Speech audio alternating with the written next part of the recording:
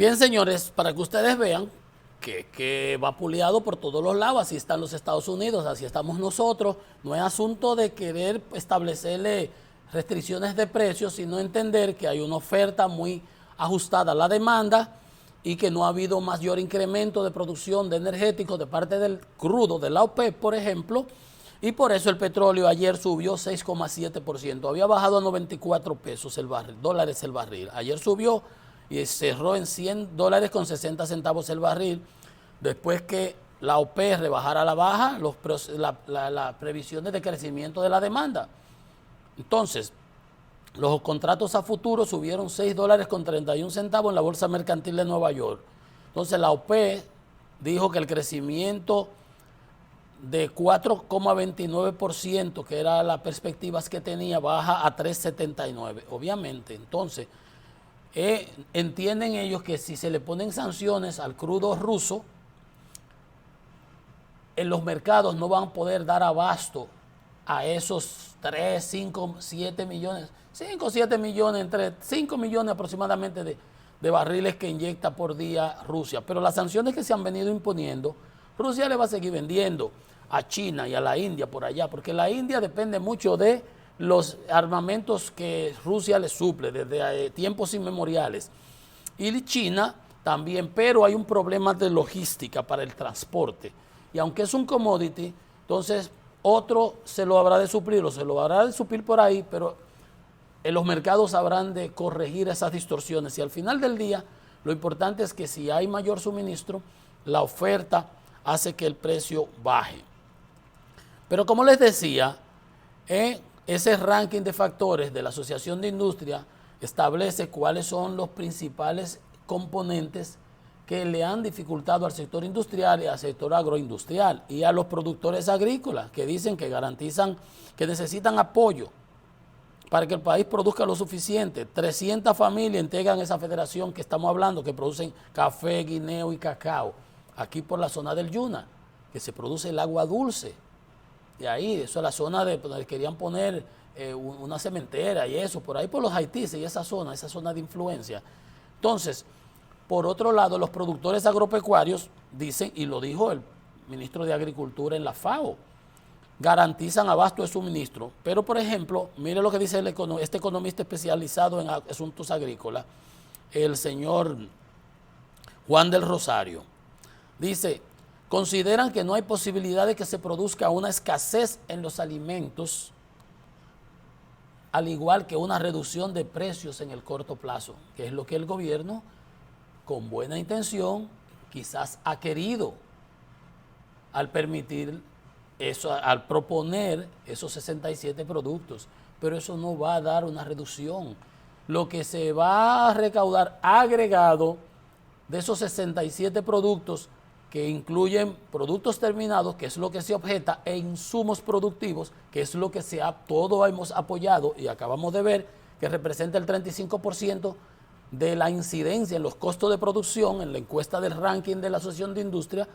Eso es lo que va a dar de ahorro al gobierno, o sea, o a los consumidores, a la sociedad, son 1.753 millones de pesos. Veíamos un artículo con los datos.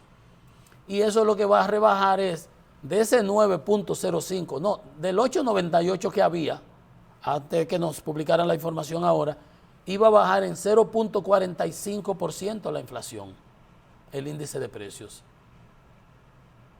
Nada, insignificante. Y además, entonces, con la agravante entonces de que afectaríamos el sector productivo nacional, más de 500.000. Por ejemplo, en el caso del arroz, 520.000 empleos directos e indirectos, 80.000 empleos directos, 300 factorías, 30.000 productores, 21 provincias de 28 en el país que producen arroz, 8 provincias su ingreso principal.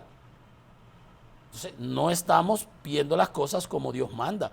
Y dice ese economista que mientras se produce un aumento de precios en los bienes y servicios, el productor va a tender a producir más, lo que le quita una presión a la hambruna y a la escasez. El mercado, usted no hace magia. Si los precios se deprimen, ¿para qué voy a sembrar yo? ¿Qué veíamos los otros días aquí? Un productor de North Dakota, en Estados Unidos, esas estepas por ahí, donde hay bisontes y todo eso, donde antes estaban los indios y después los desaparecieron de ahí, los metieron en reservas.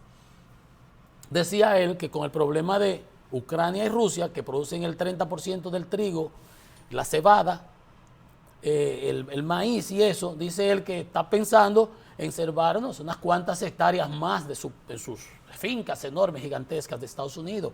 Y eso va a suceder en todas las estepas de los Estados Unidos. Porque el precio es no hay mejor señal económica que una señal de precios. Pero si el precio está elevado y viene el gobierno y trae una importación de cebolla o al precio que sea, quiebra al productor. Entonces hay que dejar que el mercado estabilice. Esas son circunstancias. El año pasado, el Banco Central de aquí, de allá, de acullá, la Reserva Federal, todos, estimaban que la inflación iba a ser algo coyuntural, de meses, y por eso no se tomaron las medidas de restricción monetaria. Y aquí, que estamos pendientes de allá y siempre no las cogemos, tampoco las tomamos. Sin embargo, no fue de coyuntural porque el COVID se retrasó, vinieron los problemas de la cadena de suministro y ahora viene la guerra. Por eso se ha extendido. Pero al final del día, obviamente, no sabemos cuándo acabe la guerra. Putin dice que las negociaciones están en un camino cerrado. Vamos a ver cuando volvamos ahorita sobre esos temas, pero el punto es que todo al final del día habrá de ser corregido por el mercado. Esas señales de precio harán que se invierta más, que se produzca más, y entonces eso va a estabilizar con mayor oferta y los precios se vayan corrigiendo. No es con magia. Y dice hace un análisis económico certero, que mientras se produzca un aumento de precio en los bienes y servicios, el productor va a tender a producir más, lo que quita presión a la hambruna y a la escasez, lo que nunca hemos tenido aquí, a diferencia de Colombia, que tuvo problemas de producción. Dice, no hay posibilidad de que haya una reducción de precios en el corto plazo en la economía. Los costos seguirán subiendo y las economías comenzarán a bajar su ritmo de crecimiento porque son costos importados. ¿No está viendo cómo subió 70% el crudo en Estados Unidos, que la gasolina está 48% más cara? ¿Qué vamos a hacer con eso? No podemos hacer nada. Y dice el doctor Antonio Siriaco, el decano de la Cátedra de Economía de la UAS, que hay que darle seguimiento a los precios internacionales de los commodities agrícolas, porque puede tener repercusiones en términos de un endurecimiento en la política y afectar el crecimiento económico. Dice que los productores locales están preparados para abastecer el país con productos de la canasta básica, como las habichuelas, el arroz, los huevos, los víveres y demás rubros agropecuarios. No lo podemos quebrar porque entonces después, ¿cómo nos hacemos? ¿Verdad? Porque el comercio va a subir, va a sufrir y va a continuar sufriendo. Dice la OMC que el volumen de comercio de mercancía crecerá solamente 3% frente al 4,7% que había pronosticado, fruto de el problema del COVID, ahora en China, el confinamiento, la guerra y el repunte de los precios de los alimentos y los combustibles y los fertilizantes. Los precios habrán de ser, dice, oigan esto, para cerrar ese tema, y ya vine a la parte internacional ayer, la OMC, Organización Mundial de Comercio, y eso es lo que es el mensaje que yo le he venido mandando al gobierno permanentemente con relación a este tema. Dice, cito, hay que reflexionar antes de plantear la posibilidad de crear distintas esferas de comercio. Lo que dijo el presidente Fernández, que el gobierno estaba creando una especie de libre comercio unilateral con esa bajada de impuestos. La posibilidad de crear distintas esferas de comercio, lo que debe preocuparnos más son los problemas estructurales de la cadena de suministro. Y cierro la cita, que estaban desde antes de la pandemia, antes de la guerra. Ven, no tenerle miedo a los molinos de vientos, que como dicen los tigres por ahí, que no le tenga miedo al indio, que lo que mate es la flecha. Una pausa, venimos en breve. Esto es Economía y Mercado.